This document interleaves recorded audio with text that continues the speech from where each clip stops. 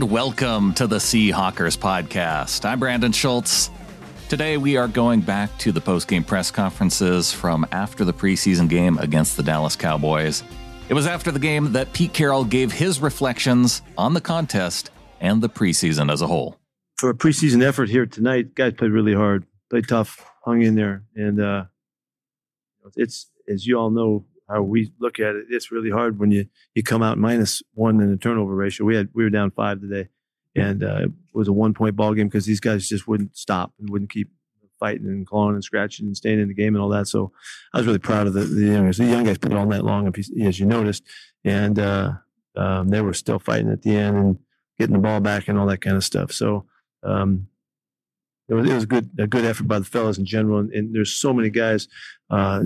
Start on the defensive side of the ball that DeBlanco, I don't know, he had double-digit tackles again, had some good hits, did a really nice job. Myles played a really good football again for us, and was active. Josh got a nice sack tonight, and I think that it couldn't be more obvious about it. Michael Jackson playing football, man. He played great tonight.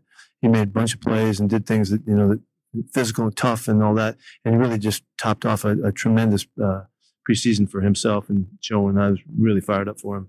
On the other side, what we did well tonight is we ran the ball a little bit, but we protected really well, for probably the best protection that we've had all across the board. Quarterbacks had a chance, could see what they needed to see, but the ball still the ball was everywhere, for Dallas tonight. Gino was solid in his outing, and Gino's going to start. He's going to start the opener, and he's earned it. He's won the job with the time and the time frames that got messed up for us for Drew. He just ran out of time in making his bid for it, and so I'm clear about that. So I just want to let you know, so everybody knows, so you don't have to ask about it anymore. In the meantime, Drew's got to keep on battling because he can play, and he's got all kinds of stuff in him, and I want him to be ready at moment's call, and he's gonna keep growing, pushing, and developing as a fantastic player, I think, and I have no problem playing with him too. So we're fortunate to have two guys that can go, and when he comes off the bench, if he gets his chance, he'll be ready to go and try to light it up. We see a different group than what we've been seeing here in preseason because of all of the guys that we count on so much. Penny Rashad and Rashad Penny, and to see Kenny Walker get back out and go. Hopefully he'll have a chance to make it for the opener. But Locke and DK, our tight ends and all of that group, we're really excited about them, particularly because the offensive line has really done well in this preseason. So we're going to count on those guys to keep getting better and coming through. We had some guys get banged up tonight, and you can ask about them. Some soft tissue stuff tonight. Plus, Alton banged his knee on the ground, and fell on it, and we got to figure out what that is. And we'll wait and see. We've got some imaging and stuff to figure that out. Jay Curran hurt his elbow a little bit, and we'll see what that means too. Other than that, some soft tissue stuff. We'll see a number of guys be able to come back in the next couple of weeks. We'll see a number of guys get back out there, so it'll be interesting to see how it goes, see how that works. We're here. We're here, and it's 2 weeks to go, and we'll use these days they'll be preciously dealt with along the way in preparing for Monday night. It's a great opener, and it's a great chance to play, for the league on Monday night and all that. But we got a lot of football to clean up, and we'll see. Like we started this week, the reps go to all the guys that are going to do the playing, and it's really it warms your heart to watch those guys get their reps. So we'll look forward to a big time preparation. Before we get into more discussion of the quarterback competition, here were Carroll's thoughts on wide receiver D. Eskridge's performance. Bright spots, huh? He looked explosive, made a couple plays, almost made a great catch, and didn't quite get his feet in. But really a promising first time out. We can see him on the practice field that he has that quickness and the change of direction and stuff. And he's got really quick hands and strong hands. And he went out there and played football, caught a couple punts, which was really great to see that. That was a big deal for us to see him do that, to give him a chance to compete for that spot. To have not had that chance tonight, I wouldn't have put him back there. We wouldn't have known because he hasn't returned money in his career, So, but the fact he's worked really hard at it, he went out there and did it beautifully, and it gives him a chance to be it. He also gave an injury update on cornerback Sidney Jones. I would think, Sydney's just clearing the concussion stuff, but we got to be, let's keep our fingers crossed that he can. He feels okay, 99% of the time, but he's still got a little something there that he can report. So we're just being really careful with it. 2 weeks from now, he should be ready to go. I'm really pleased with how Tariq played the whole preseason. I thought he did a great job for us. He's made tremendous strides, and he's ready to play a lot of football for us. All right, now on to Carroll's interpretation of Drew Locke's showing, including his 3 interceptions. They're all different ones. There's the ricochet, and then he had one. I didn't talk to him about the specifics of it, but ball got away from him, and then I'm not sure. I don't want to hold off on talking about it, but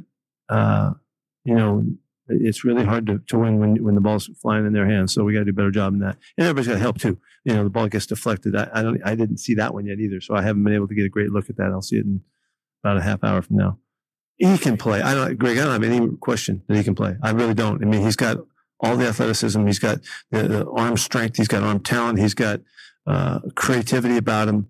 All of that. I think he's going to be a fantastic football player, soon.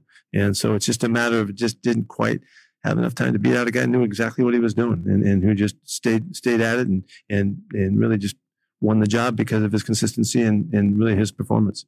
He was awesome about it. He knows how to go to the next. He knows he's a good player. And so it doesn't knock him down if he makes a mistake or something doesn't go right. He jumps right back. I know he's disappointed tonight that it didn't work out better, but I made note of it in the game. He was ready to go right the next time again. We just wanted to get Jake a little shot in there at the end. I would have loved to see him have the last couple plays too, but he bounced back very well. He's got a really good mentality about it. Pete also talked about why he decided to go with Gino in the end. I've let you know, that he keeps getting the next chance to be the first guy because he just keeps earning it. Because we really put him up against the competition, and Drew took a shot at him all the way throughout. Those guys, let me say this too, they've got along beautifully. They've supported one another throughout. They really couldn't have done that better in a more classy, great competitor fashion. They know that they need each other and all that, and they did it right. But Gino he knows our stuff and he does really well and he understands it and he can manage everything that we're doing and he's good about the football. He'll give us the best chance to be playing great football right off the bat. Here was quarterback Geno Smith's reaction to the news. Wasn't a major reaction. Obviously, I'm thankful for the opportunity and grateful. But I have a lot of work ahead of me. That was my mindset from the start. Just getting ready to go out there and win games. And so this is just step one in that process. But, it's really about winning. None of this would matter if we don't go out and win the games we're supposed to win. If it never happened, I would have been satisfied with my career. I've always done my best. And, sometimes God doesn't put things in the cards for you. And, I was always prepared. I was always ready and always gave everything I had to my teammates. And I believe that because I've continued to strive and continue to get better, the opportunity has arose.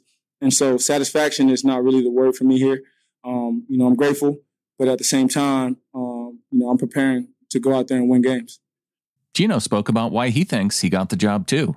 Well, I think in the games that I played last year, the numbers speak for themselves.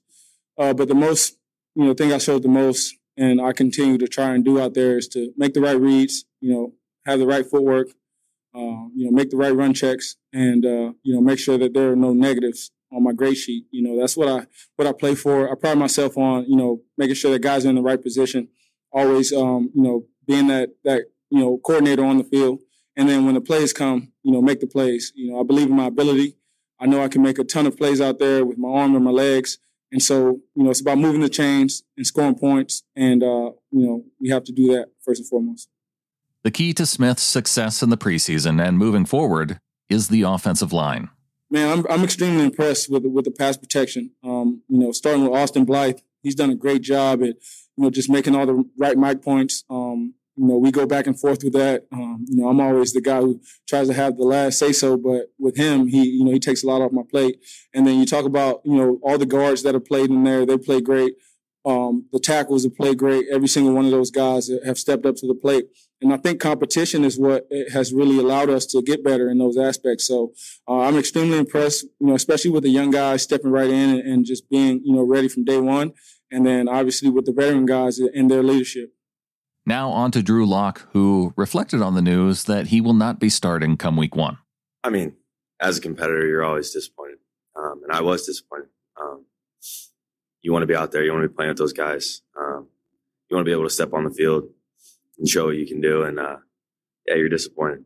But now it's my job, to have his back and, be the best teammate I can be and come out every day and find ways to make this team better and to make myself better. Striving to just get better every single day. I know I won't be the one taking the reps, but there's a lot of ways you can get better. I learned a lot about, what to do last year in this situation and how to be ready when you're coming in.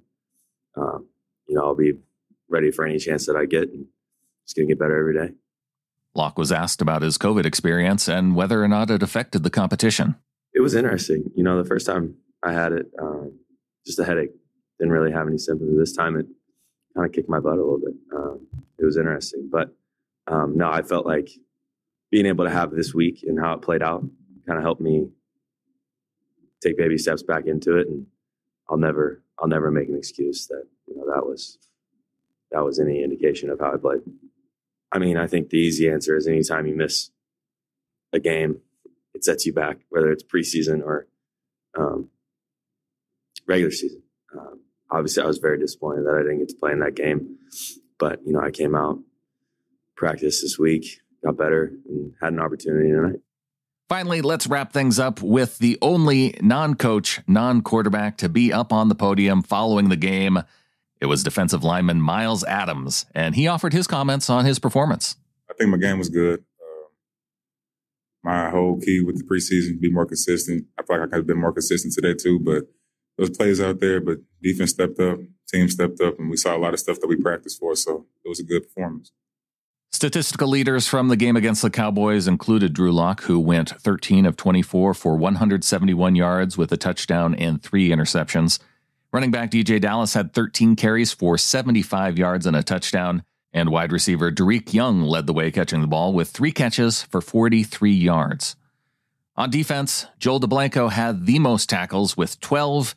Michael Jackson came away with 3 passes defensed. That'll do it for today's show. Thanks to Wilson Kahn for helping to produce this episode. Follow him out on Twitter at Wilson_Kahn, CONN. You can follow me out on Twitter at SeahawkersPod. And if you're looking for more to listen to today and you haven't yet seen it, check out yesterday's episode on the Field Goals podcast feed. Dan Viennes and Dana O'Gorman taking over that podcast. And I got to join them for a couple moments as we talked about the quarterback competition, reflected on maybe some of the deficiencies in the roster going into the regular season and things we'd like to see moving forward. So check that out up on the Field Goals podcast feed. And until next time, go Hawks.